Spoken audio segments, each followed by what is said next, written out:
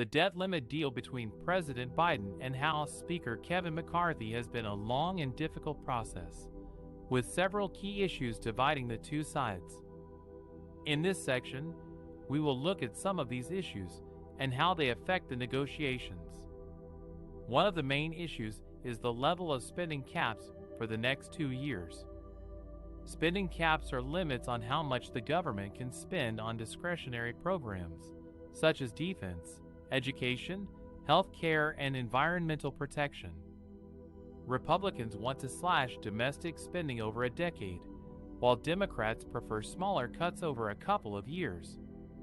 A compromise could be found by shifting some programs outside the discretionary budget or allowing cuts to mandatory spending to count toward the savings. Another issue is the work requirements for some social programs, such as Medicaid, food stamps, and welfare. Republicans want to impose new work mandates for able-bodied Americans on these programs, or make them stricter, to save money and encourage self-reliance. Democrats oppose these measures, saying they would hurt the poor and vulnerable, especially during the pandemic. Biden has previously supported tougher work requirements, but says he wants to leave Medicaid untouched. A third issue is the clawback of unspent money from previous COVID-19 packages. Both sides agree that some of the money that was allocated for pandemic relief but not used can be taken back and counted toward the debt limit deal. The question is how much and from which programs.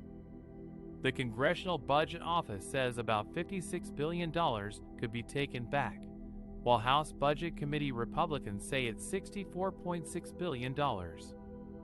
A compromise can be found by allowing the clawback to count toward the lower spending cap, and these are some of the key issues in the debt limit negotiations, but not the only ones.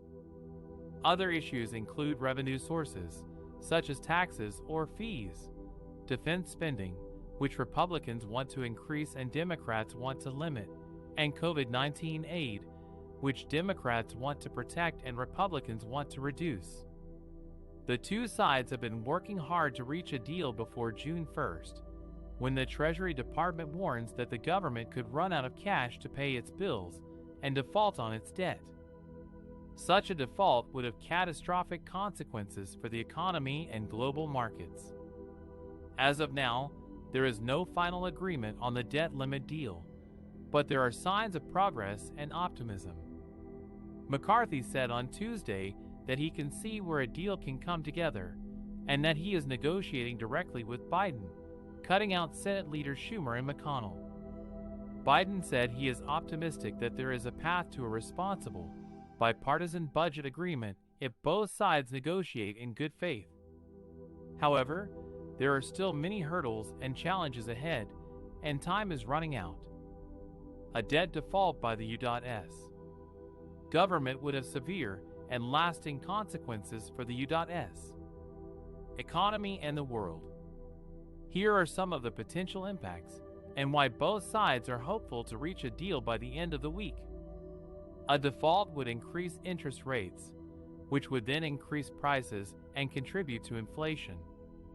Higher interest rates would also make it more expensive for the government to borrow money and service its existing debt, adding to the fiscal burden. The stock market would suffer as U.S. investments would not be seen as safe as they once were, especially if the U.S. credit rating was downgraded. Investors would demand higher returns for holding risky assets, leading to lower stock prices and reduced wealth for households and businesses. Several government programs, like Social Security and Medicare, would be impacted too. The government would have to prioritize which bills to pay and which to delay or skip, creating uncertainty and hardship for millions of Americans who rely on these benefits.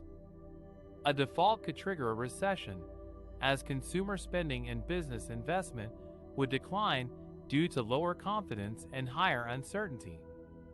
A recession would also reduce tax revenues and increase spending on safety net programs, worsening the fiscal situation. A default could also have global repercussions, as the U.S. Dollar is the most widely used currency in the world, and the U.S. Treasury market is the largest debt market in the world. A loss of trust in the U.S. financial system could disrupt international trade, finance, and diplomacy, creating instability and turmoil in other countries. A default could also affect millions of jobs, especially in sectors that depend on government contracts or funding, such as defense, healthcare, and education. A debt default could slash 1.5 million jobs in a week and 6 million jobs over a month, according to one estimate. Given these dire consequences, both sides are hopeful to reach a deal by the end of the week. Negotiators for the White House and congressional Republicans have been meeting regularly to discuss their search for common ground on lifting the $31.4 trillion debt ceiling. The White House has instructed its negotiating team to not agree to any Republican proposal that would take health care away from Americans or push any of them into poverty. The Republicans have been trying to persuade Democrats to accept tougher work requirements for some federal aid programs, as well as spending cuts in exchange for lifting the borrowing cap.